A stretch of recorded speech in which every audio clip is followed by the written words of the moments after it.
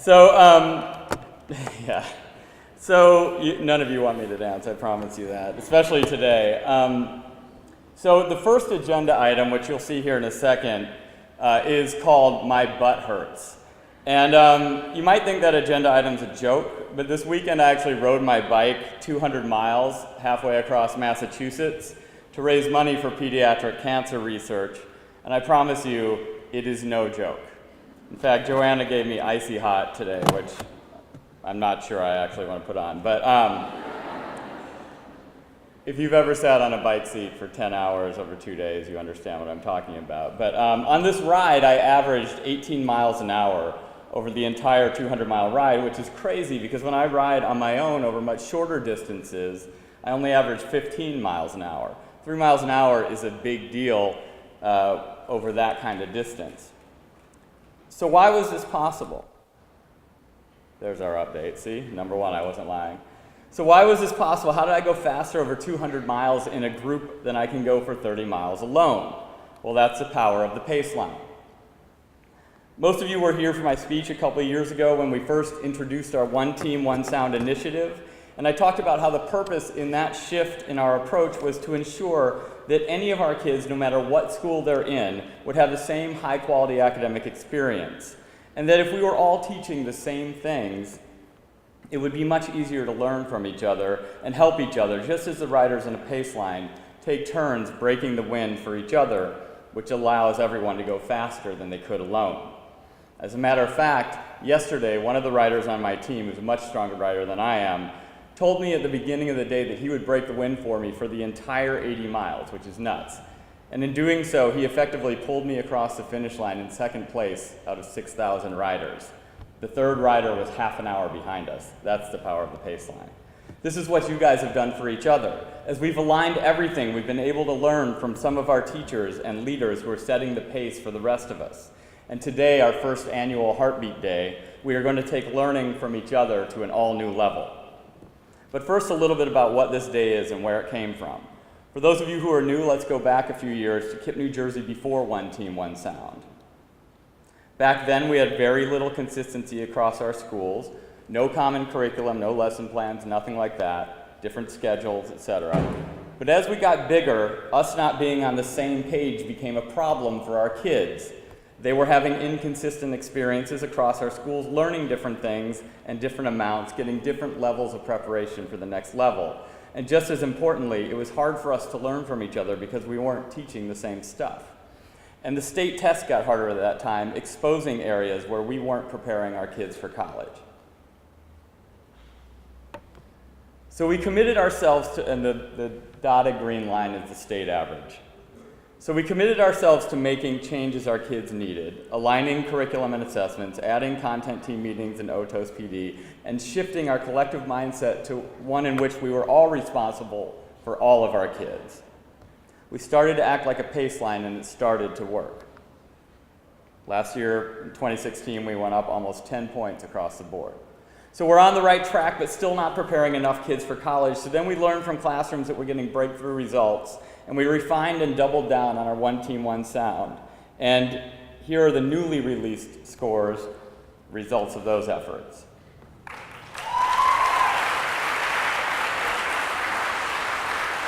Even bigger gains than the year before. This is impressive progress. Huge congratulations to all of you. And as you can see, we are now knocking on the door of the state average in almost every subject. And for the first time, we're beating the state as a region in 4 areas: 3rd grade, 7th grade, and 8th grade math, and 11th grade ELA. We've beaten the state average in individual classrooms before, but never in so many subjects network-wide. And it's not just 1 or 2 good years, this is progress, rapid but steady progress. And our goal for next year, of course, is to continue to grow and continue this progress, and for the first time in our history on any test, we will beat the state across the board. Now, occasionally people ask me why beating the state matters. That's a good question. Ultimately, we want our kids to be excellent by any standard, not just by a competitive standard. But it matters because New Jersey is a high-performing state. In fact, if it were a nation, it would be the 5th highest performing country in the world, up there with Finland and Korea and so on. And our country and our students will be competing for jobs and leadership in a global economy. So when we talk about world-class education in our vision statement, you could make the case that the New Jersey state average is a reasonable proxy for preparing our kids to be competitive with the best educated kids in the world. But as important as academic preparation is, we know that great schools are about so much more than ELA and math scores. And across our schools, even as we have become more consistent academically, we've continued to be inconsistently in other areas. So last year when I stood up here on this first day, I talked about this heart necklace that my daughter gave me. How many of you have yours still? All of you, good, I see every hand. Zoe gave it to me. Whoop, I'm going too far. There she is. That's Zoe. Zoe gave me this necklace. Her teacher had seen her crying one morning about a trip I was about to take and suggested she carry a picture and give me a necklace to help us both when we missed each other. I haven't taken it off since, and last year I made those 700 necklaces to give to each of you so that you would hold them when we most needed to remind ourselves to love our kids. For many of you, the heartbeat of KIPP New Jersey is what brought you here. You want academic success for your kids, and that's part of it, but you want more than that. You want heart, you want soul. That's why I'm here too. And as we've grown and we've changed on the academic side while not addressing other elements of the student experience, some of you have asked a very reasonable question: what is it that we stand for? To answer it, a group of us wrote a draft of core beliefs, got feedback from a lot of people across our schools, and from that process came version 1 of the heartbeat of KIPP New Jersey, a statement of what we believe about the optimal student and teacher experience in our schools. The heartbeat is not, however, a document that sprang from my keyboard. The heartbeat is our kids, the heartbeat is you. It's Marcus Harris Daniels, a founding Sparkster who's now an 8th grader at Team, leading professional development for Spark teachers called We Are Newark. That's the heartbeat. The heartbeat is Kenyatta Henderson, starting a Harry Potter book club. That's Kenyatta. After school, when she realized her kids hadn't been exposed to the books that ignited her passion for reading, Kenyatta's the heartbeat. It's Rachel Dukes being Kenneth's first phone call. When his father passed away, it's Rachel getting in her car and zooming over to his house to support his family. The heartbeat is the social justice curriculum at SEEK. It's the homecoming game at NCA, the Sankofa celebration at Life Academy. It's joyful classrooms, it's teachers igniting a passionate love of learning and finding the unique strengths of each student.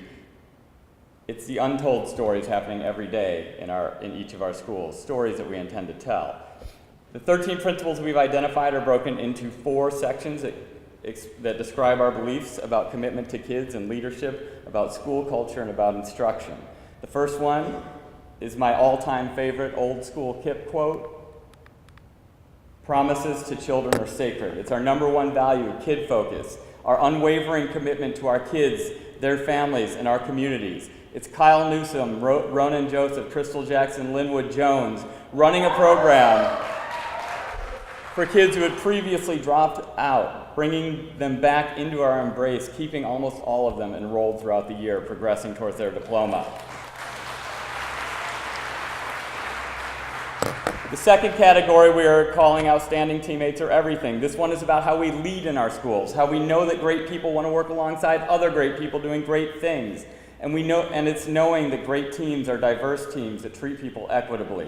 It's Diane Ravalsky celebrating each teammate's birthday with sparkling cider and an embarrassing birthday sash, or adjusting schedules so teachers with kids can be effective both as teachers and for their families.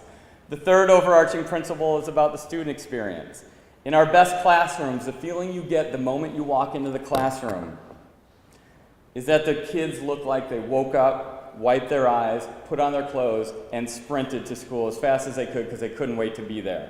It's every part of the student experience that makes kids feel safe, known, and loved. Just like Zoe's school did, just like the teachers at Rise did, when they simply said, "We love you," to every single one of their kids at parent conferences. Imagine how those kids felt. Imagine how their parents felt. That's the heartbeat. We call this one, "Our Kids Run to School."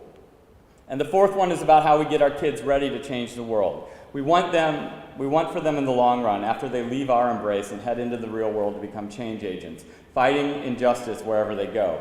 And for this, our kids need to be academically prepared so they have knowledge and access. They need to be prepared to navigate an unfair world in which they'll encounter tremendous obstacles from racism, the effects of poverty, and so many other places. And of course, to get there, they need great teaching and great teachers to prepare them with the critical thinking skills and the content knowledge, not just to be the change, but to create the change they want to see in the world.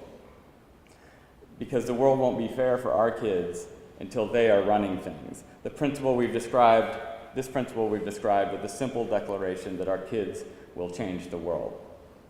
The heartbeat is strong in so many places across our schools, and our job is to shine a spotlight on the inspiring work that so many of you are doing so we can all learn from you.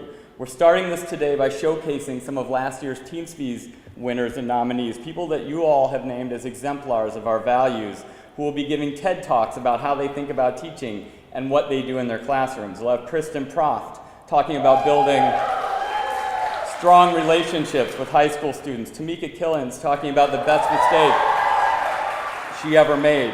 Yanae McCrae from the class of 2013 speaking about what sacred promises to children means for her. These are just a few of the options you have to choose from, and I promise you these folks have put together some incredible presentations.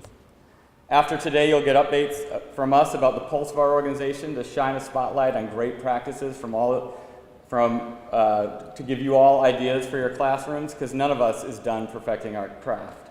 So that's what's coming on this front over the coming months and years. I can't think of an initiative that I've been more inspired by in our 15-year history. The opportunity to create for over 5,000 students an absolutely unparalleled experience in school from the moment they walk through our doors. Now we're going to get to that work in a little bit, but I also have an update for you because, as I said before, we recently got PARCC scores back. Now why would I talk about PARCC scores when this day is about all the other important things we do? Well, for one, we just got the scores back, and I know you guys are curious. Beyond that, the heartbeat isn't about academic results or kids running to school. It's about both. As the famous leadership guru Jim Collins said, great organizations embrace the genius of the and reject the tyranny of the or. And since I regard you all as geniuses, I'm confident we all find it easy, if not intuitive, to embrace the notion that academic outcomes and the student experience are, of course, both important to our kids, and in fact, complement each other. So how did we do on PARCC? And I'll try to go through this fast, but I want to give people the recognition they deserve. In a nutshell, we once again, we had big improvement across the board, bigger than the year before. And we had so many areas of amazing growth, I can't highlight them all, so I'll focus on those that are already outperforming the state of New Jersey. Starting with elementary schools, where in ELA, the kids at Seek beat the state by 6 points.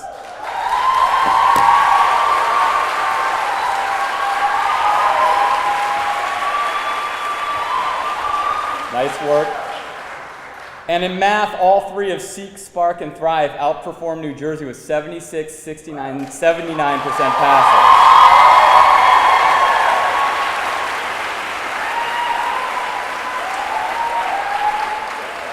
In fact, our overall score of 71% in Newark was 19 points higher than the New Jersey state average. So after we saw these scores, I was so convinced that the tests had gotten easier, because how on earth could we beat the state by 19 points, that I actually emailed the superintendents of Newark and Camden. They're like, nope, ours didn't go up like that, which is unfortunate, but it is a tribute to what you guys are doing. It is unfortunate, but it's a tribute to what you guys are doing. Congratulations to all our third grade teachers who contributed to that performance. I hope I've got the right names. Chanel Summers, Nikki Bennett, Nakia Stewart, Thomas Chavez, Uzma Chowdhury, Marissa Phelps, Melody Hodge, Dalshika Palmer, Jasmine Houston, and Ebony Connor. And congrats to all the K through 2 teachers who put them on this trajectory to get such special help.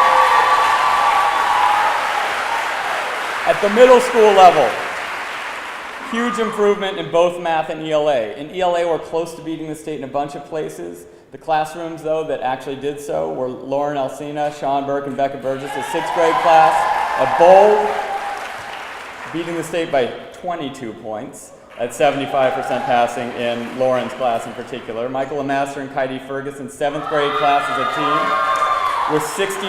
with 60 points passing, which is 27 percentage points up from the year before. Incredible growth. In math, we saw even bigger gains. First at team, Lauren Cook Lauren Cook's class went up 18 points from the year before, just missing the state average. Meg St. Cyr and Ellen Dunn took their 8th graders and brought them up 21 points, beating the state average by 18 percentage points. Nice job, Meg and Ellen. Over at Rise, Mark Joseph and Christine Park helped their 6th graders grow by 17 points to beat the state. And in 7th grade, we saw Ann Burke and Chrissy Kell inherit a class of kids coming in at 9%, and in 1 year got them to 49%. Beyond that, they managed to ensure that not one kid was in the lowest tier on the test, not a single kid. Brings us to 8th grade at Rise, where Tommy Luna and Chrissy Kell got their kids to beat the state by 8 points. And then this guy, Tyler Dawkins, who last year had over 80% passing on the algebra test and told me that this year they'd do even better, and I said good luck with that. And he said, no, they will. And he took his class of 26 algebra students and helped every single one of them pass the test this year. For those calculating on your fingers, that's 100%. And when I congratulated Tyler on that performance, he said thanks, but it was the 4 years of teachers before me who did that. When you get kids who've had Mark, Chrissy, Ann, and so on for 3 years in a row, you'd better get them all to pass. So shout out to Tyler and to the whole math department at Rise. That takes us to high school, where at NCA and 11th grade, our teachers have made a habit of beating the state and even the wealthiest suburbs, and this year they doubled down on that and did even better with a group of kids who passed at 25% rate last year, or the year before. The team of Celicia Adams, Dennis Knight, Kristen Proff, Rotain Adhikari, Jeff Flemings, and Kara Keel managed to achieve 36 points of growth, outperforming the state of New Jersey by 25 points.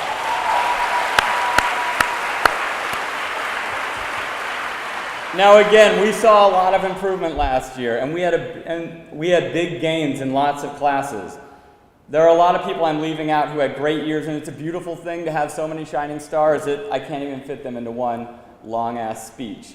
And the reason I highlight the classes that beat the state is that standardized tests come and go, changing over time, but what remains constant is the abject unfairness of kids in some places getting better education than in others just because their parents can afford to live in a town with great schools. What these exemplar classes are showing us is that our kids can and should expect the same level of education that they would get anywhere. And at the upper reaches, our teachers are showing us that our teachers are showing us all the path to helping our kids outperform even the wealthiest, most privileged kids in the state. We can't eliminate all the injustice our kids face in the world, but we sure are making progress on this one. And by the way, the teachers I named along the way, they're not just great at unlocking academic potential, as you'll see in their TED Talks. They are also exemplars of the heartbeat, the genius of the and in action. So let's hear it once again for this amazing group of teachers and all the folks whose classrooms are proving the possible.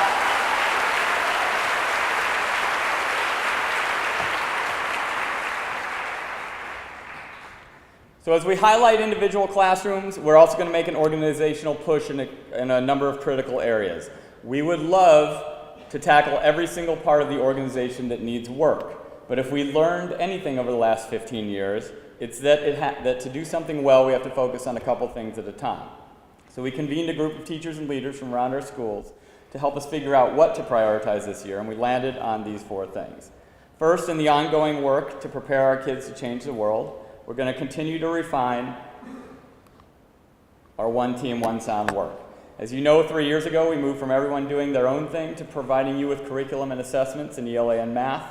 The hope was that if we're playing from the same song sheet, we'd create even more consistent experience for our kids. But one thing that has emerged in the execution of this is that the song sheet has become, in some instances, more important than the song. What do I mean by that? Well, think about the national anthem. Every version you've ever heard.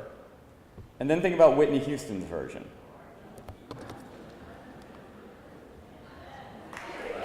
Newark's own Whitney Houston. You got me, Joanna?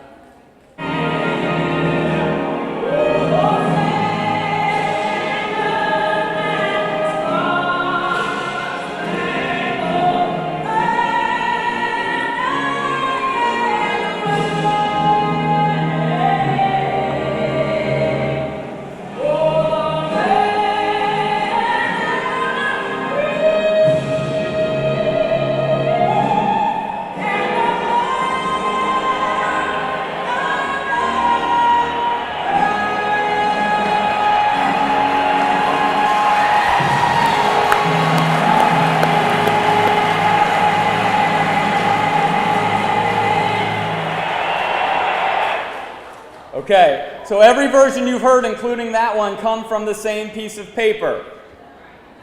But Whitney's version is in another world. So what does Newark's own Whitney Houston do better than anyone else? She was delivering the same content from the same sheet, but she is connecting with and inspiring us unlike anyone who's ever sung it. And I'm pretty sure she hit some notes in there that weren't in the Francis Scott Key version. So she improvises. Kind of like how great teachers know that the kids need to get the content of the lesson, but how they convey it, how they inspire kids to yearn for more, sometimes mean they have to improvise and mix things up. A lesson plan in the hands of a great teacher is just as moving as a Star-Spangled Banner in the hands of Whitney Houston. First and foremost, in a great classroom, you can see the connection that the teacher has with the kids, even deeper than Whitney's connection with her audience. The clarity the kids have on what they're supposed to do, how they're supposed to engage with the material and with each other, and the physical and emotional safety that comes with the consistency that all children crave. This clarity, consistency, and connection we have cleverly named the 3 C's.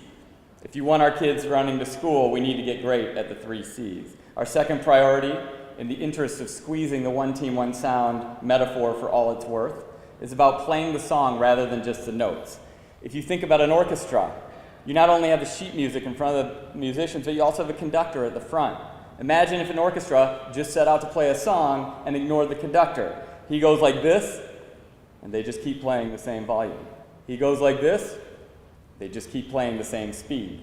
That wouldn't connect with anyone. It wouldn't inspire, it wouldn't achieve the objective. Because the objective is not to let the audience hear some notes in a specific order. The objective is to stir the soul. So where am I going with this tortured metaphor? We should think of student learning, what the kids are actually doing, what they say in class, the work they produce, the data we have on what they've learned, as the conductor. The lesson plan may be the sheet music, but what the kids are actually saying and doing, that is the conductor that can help us get to the song. As we've committed ourselves to aligning our academics, we're delivering the content and the notes better than ever, but we can still improve on playing the song. So this year's second priority is responding to what kids are saying and doing. It's about listening to what our kids are saying in class, seeing what they are doing in their student work and assessments, and responding more quickly to the direction the conductor is giving us. You'll hear more about this from Chanel Summers and Ann Burke in our keynote today, and throughout the day, all the talks are aligned with these 2 priorities. We also have a leadership priority, which is a third major initiative underway. If we want to serve more kids and serve our current kids better, we need great leaders at every level. So now that we have APs in every school doing roughly the same thing, we can provide high-quality training and forums to learn from each other. To this end, we've hired a director of leadership development, a former principal of an extremely high-performing school in New York named Paula Zalkin, to help work with APs and principals to help them develop in their leadership skills. Welcome aboard, Paula. We also have 4 excellent school leader fellows who are spending the year getting ready to replace current principals at 4 of our campuses. Actually, right now we have 2 fellows because Jarrell Lee stepped up to take over the principal role at Life already. Thank you, Jarrell. I thought maybe I was getting the hook. Yeah, that's right. And thank you also to Sean Stevens, the interim school director at NCA. As unfortunately Lindsay has had to tend to some really difficult family circumstances. Our thoughts are with Lindsay and her family, of course, and deepest thanks go out to Jarrell and Sean for stepping up on behalf of our kids. Our other fellows, Veronica Avery at Team, Andrew Chisholm at Seek, they both have big shoes to fill, but are well equipped to do so with their long track records of stellar results, both in the classroom and supporting teachers. All the school leader fellows went through rigorous selection process and are getting more preparation than any successors we've had in the past. These are all part of our ongoing efforts to learn from past successes and missteps. Great leaders are critically important to building great teams, but by themselves are not enough because we know the best teams are also diverse teams in which people from different backgrounds bring their whole selves to work. So in keeping with the recommendations of our Equity Task Force, we have a variety of initiatives underway, including affinity groups, which will kick off today. This work is being led this year by Seek Academy's Tori Clinton. And if you want to hear more about them, please join her at lunch in room 208 today. Research and experience and common sense tell us that diverse teams do the best work and that kids learn best from role models and teachers who they connect with. We also know that part of being the change we want to see in the world is modeling as an organization the kind of inclusivity and anti-racist behavior that our world is sorely lacking. So thank you to Tori for spearheading that work, to the entire task force for helping us learn and grow as an organization. Okay. This year we'll serve over 4,900 students in Newark and Camden. In 2018, that will be over 5,000, well over 5,000. And as most of you know, we'll include students in Miami as well. And on that front, we welcome Layla Bravo Willie, who will open our first elementary school there. Fisher fellow Carrie Tabora, who will start a middle school, and Ian Willie, who is also training to open a middle school. We're very excited to have you here, preparing to give KIPP education to the kids in Miami. And of course, last year, Seek founder Tony O'Sullivan beat out a deep pool of well-qualified candidates to lead the Miami work as executive director. Between Tony's track record of getting great results developing leaders, Monica Kress's operational experience as she goes with her, and the all-star cast of fellows who are itching to bring KIPP to Miami, we expect great things in 2018, so stay tuned. So I'm standing between you guys and some amazing TED Talks, and I'll wrap up with this story. The other day, a colleague asked me how I would describe our schools when they're at their very best. And I thought about all the ways I could talk about your work and the things I see every day. But to get the point across, I had to dig deep into my own experiences when I was a principal at Teen. And I think that this example is the embodiment of the genius of the and where we want our heartbeat work to go. And by the way, I share this story with the permission of all involved. So it's day 3 of Team Academy's history. September 12th, 2002. All the kids are in one classroom for orientation. The whole school was only 4 classrooms on the top floor of the building we're sharing. No common space other than the hallway, so 81 fifth graders and 4 teachers packed in a single room, with literal broken windows, and as kids called them, bootleg whiteboards that we'd made from materials at Home Depot. It was 97 degrees, no air conditioning. It was brutal. But our little team of 25-year-old teachers was giving it everything we had to make it an inspiring day for the kids. And we get through that week and the next one, and the kids are really coming along. But of course, there were some who still had old habits to break, visceral reactions forged in the fires of schools where they didn't feel safe, known, or loved. I particularly remember one young man from that class, a little boy named Robert Reddick. He could be the sweetest kid in the world, but he also spent a good deal of time pushing back against this new set of expectations, lashing out at students and teachers alike. One day I took him out in the hall to talk about his latest disruption. Robert lost it, threw a fit, took a swing at me, just missing my face. But he was only that big, so it wouldn't have hurt that bad. For the first 6 months of that year, our founding teachers, Shaw, Tia, Lauren, Heidi, and I, had meetings every night after the kids went home. Usually around 10 or 11 at night, we'd leave. We'd talk about our systems, our rules, how things were going, what needed to change. And on at least one occasion, I'm ashamed to admit, we talked about whether we should expel whatever kid was giving us the most trouble, including at one point Robert. This was before we decided we'd never expel a kid. And he was just causing too much trouble, setting a bad example for kids, making it hard for others to learn. But we stuck with him. And gradually, day by day, he got better. And of course, one by one, each of us fell in love with him. Now, if you're an alum of Team Academy, I want you to stand up. There's a number of them here. Actually, I want you to come up. Come up here. Get down here. Get down here, Waidia. Come on, Bilal.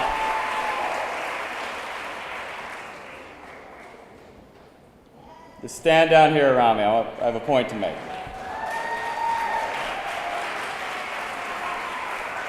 So it went with Robert. Over the next 4 years, he became part of the bedrock of our school, a leader still fighting through challenges. One moment I'll never forget came in 8th grade when one of his classmates came up to me in the middle of the day and said, "Mr. Hill, we need an emergency meeting. It's about Robert." Middle of the day, we stopped everything. Robert had told a friend he was going to join a gang, and his friends were worried. And for the next 2 hours, come on up here, right here. Sorry. My directions were unclear. I would never do that to you as students, but I figure you can do it now.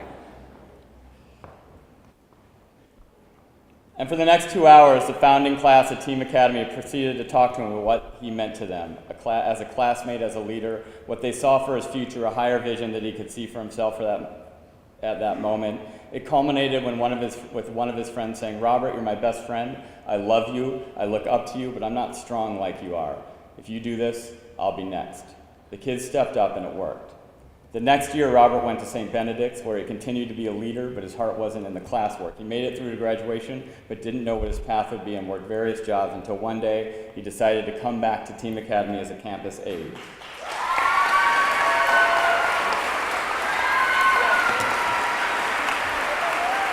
And that's where, once again, his strength and leadership came to the forefront. At Team, Robert has committed himself to working with the kids who, like himself, 15 years earlier, need the strongest role models.